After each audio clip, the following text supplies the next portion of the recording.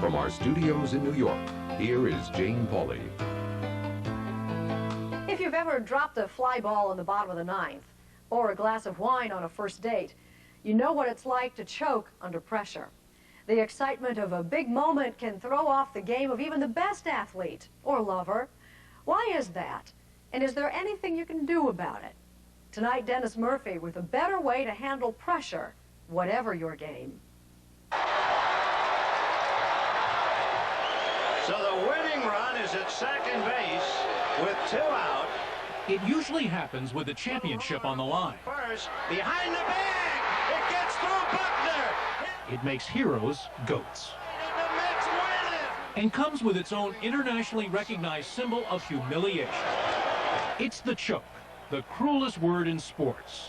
You want to take a stab at defining choke? What does choke mean? It should be an easy thing to handle. It should be a duck soup. The kicker who couldn't, the shooter who should have, And another miss by Nick Anderson. and the putter who would have won the Masters if only he hadn't choked. They just clearly miss it and blow it. And everybody in the stands knows it, that they've choked. And they all go choke. Exactly. Now, Dan Landers, a sports psychology professor at Arizona State University, was intrigued when his colleague, assistant professor Debbie Cruz, proposed an experiment to manufacture the choke performance in a laboratory setting. To be exact, on a one-hole miniature golf course. So on a Sunday afternoon, I'm sitting on the couch, I say, man, that guy just blew it. You were asking a more scientific version of that question. That's right. We want to know why they blew it. We want to know what happened inside of them specifically. We've all seen memorable chokes in living color, but if you could peer inside an athlete's brain and watch a choke in the making, what do you think you'd see? What do you think scientists would observe if they could watch athletes under stress? Well, we're about to find out at the Dateline Invitational, here inside the Sports Psychology Department at Arizona State University. The researchers here have wired up some test subjects with devices that will record their heart and brain function while we put them through some very stressful putting. And all the while, Dateline cameras are going to be watching it all, including our blimp cam up here in the ceiling. And then we're carefully going to turn up the temperature, crank it right up until it reaches choke. Okay, Cap's next. Debbie recruited students who are all pretty good golfers and hooked them up to these heart and brain monitors. Each test subject, unaware that we were watching, was asked to putt 20 balls. The number they sank, say 10 of 20, became their baseline score. Easy enough. But then the guinea pigs had to pay because there was another round of play, another 20 balls. But this time, for every shot they missed, Clean needle. It's going to pop out. Gotcha. the scientists would draw a pinprick of blood. Obviously, you're trying to make every putt now because otherwise you're going to get pricked. The idea of the Arizona State experiment was that the pinprick would put the laboratory golfer under pressure. Maybe a little like what the pros feel when they have to come up with a big shot. They start the negative spiral, the negative thinking, and the worry. That's the danger. But as it turned out, 7 of the 10 test golfers actually scored better when faced with that pinprick. Unfortunately, I don't think that fazed a lot of them. So Dateline stepped in with a proposal to replace that pinprick with something even more scary, more humiliating. Debbie, what we tried to do, I think, was take this observational study and then ratchet it up a little bit, put some new stress on. You did a very good job. We thought we could turn the screws and produce some real chokes by surprising the test subjects a la Candid Camera. As far as the subjects knew, this was just a Wednesday morning experiment, dropping easy 5-foot putts for the guys in sports psych. Meanwhile, behind closed doors, we watched on monitors as our cameras recorded the golfers. Then, after the subjects finished their baseline 20 putts, Hey, John, how are you? we popped out of hiding with more cameras to advise them that 15 million viewers were about to watch their next round of play. Say hello to Dateline. Hi, Dateline. Wave to the blimp cam. John has suddenly gone from student to star, facing the possibility of coast-to-coast humiliation. Could use a drink. There's a pushy camera in his line of sight, and we do our best to freak him out with TV mumbo-jumbo chatter. Okay, we're all right for the blimp, huh? And a wise guy, yours truly, doing play-by-play. John, on a scale of 1 to 10, if 10 is the most nervous you've been while you're putting, give me a number, what you feel right now. Probably an 8. You're an 8 on a 10? Sure. Let's rack them up, guys. Making his national TV debut, John's game immediately goes south. He sinks just 2 of his first 15 putts. Mark, what are we seeing on Hart? Heart rate's jumped from low 60s to about 125. As you can see, the faster the spikes on this monitor, the higher the pulse rate. 5 for 20. That's terrible. That's terrible. You hit 9 for 20 before we showed up. Yeah. So what was different? You guys? Oh, come on. Yeah, really. But we had another surprise, something even more stressful. There'd be another round on TV, but this time with money on the line. This is real money. We made each test subject a wager. If they could equal their baseline performance, in John's case that's 9 putts, we'd pay out $300. But if they blew it, if they choked, they'd have to pay us. If you don't hit 9, John, I've got a hungry wallet, and you're going to pay me $100? $100. Oh, Mr. Wallet, get ready. Mark, what's our telemetry showing? He's somewhere in about the 130s now. His heart rate's starting to go. You got some EMTs on call? It's really no laughing matter to John. He's so intense, he's down on his knees, lining up this little no-break miniature golf putt. But John rallies. He sinks 5 of his first 10, halfway to the money, but it's still a long way home. Because now, as you can see, nothing's falling in. Come on. 5 left. He has to make 4 for the money. There's 1. There's 2. Now he needs 2 of 3 for $300. Will he do it? Not that one, though. Not that one. Here's the crucial 19th putt. It's do or die.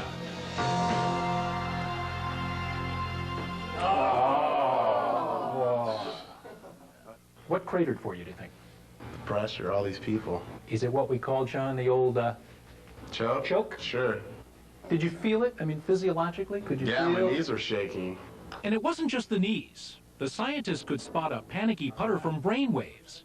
Take this subject, for instance. Kelly sank a record 15 putts in the first round. Nice. And in Kelly's brain picture from that stress-free round, the colors are subdued, mostly blues and greens, indicating her concentration is strong. So the electrodes are recording a brain pretty much in a tranquil state. That's correct. But now look what happened when we crashed the experiment. That's not bothering you, is it, Kelly, that camera right in her face? She got rattled. She made only 9 putts, 6 less than her baseline. And her brain snapshots have radically changed too. Now the colors are raging, reflecting an agitated mind, and that sabotages peak performance. That nice sea of blue and greens has become this patch of red. So her amount of useful space to concentrate on the task of getting the ball in the hole Wasn't there. It was being diverted. Did you choke, do you think? Yeah. What about this man? Would he choke? Kazu, a Japanese businessman, is a first-rate golfer. But when we popped out, Kazu-san. Hi. Dennis Murphy. How are you? his game went to pieces. He fumbled his putter and lost his concentration, missing putt after putt. He even started to worry about his parking meter. Way over my parking time. That's not your major problem at the moment, Kazu. The fee we're talking about is $100. With money on the line and a delinquent car on his mind, Kazu just folded.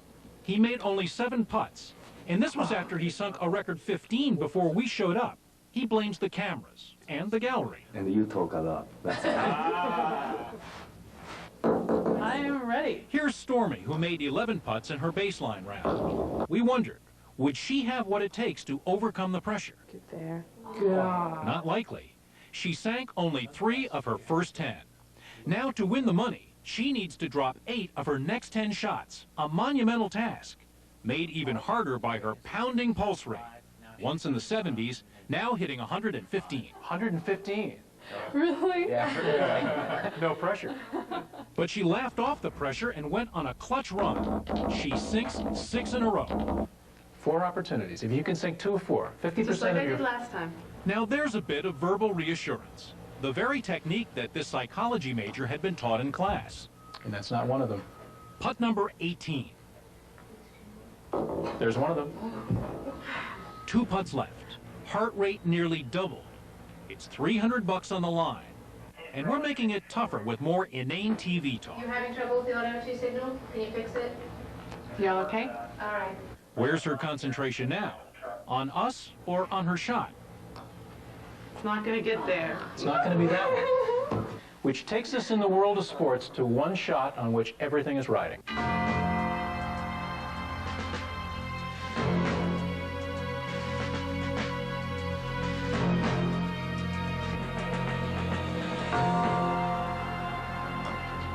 soon. She's in the money. She's in the money. An interesting case of not choking under pressure. Stormy's heart rate was sky high and she was nervous. Her legs were shaking. Her legs were definitely shaking. So why was it that some choked and Stormy didn't? According to the scientists, at the key moment, just before striking the ball on her winning putt, Stormy's concentration level went up, and her heart rate, previously elevated, actually went down. Some could control that and work with it, whereas others couldn't. For those of us who are never going to be on the free throw line for the critical shot, never going to be at the 18th green, why should we even care? I think there are a lot of us that have to get up sometimes and give a talk in our job or present themselves well to the boss. And if they go in worrying and thinking negatively, more apt than not, they're not going to come across the way they want to. In our experiment, 5 of the subjects were not high-level athletes, and these good-hearted novices unraveled like a cheap suit. Their heart and brain waves went seismic, and the golf ball would not drop. For the record, we didn't take their money, and you'll be happy to know that Kazoo's car wasn't ticketed or towed either. No ticket. All right. Okay. There were 5 winners in the Dateline Invitational, and as it turned out, all of them played collegiate sports, or just loved to compete. Thank you very much. They had the experience to control the stress and focus on the task at hand. They shut you out. They were able to do that once they get over the ball. But as even world-class athletes know, nothing is really 100% automatic. Even they can have a bad day at the office and choke. And he misses 4 straight. And that wraps up the first and probably last Dateline Invitational Golf Tournament, or as it's destined to be known in scientific circles, the National Collegiate Choking Championship. Profitable for some. You get more than extra credit on this. And educational for others. Well, you're a good sport. Did you learn anything about this? Yeah. Don't ever participate in one of these studies. Psychologists say public speaking ranks right at the top of the high-pressure situations the average person is likely to encounter. How best to avoid a choke? The experts say focus your thoughts beforehand, concentrate fully on your task, and don't even consider the possibility of failure.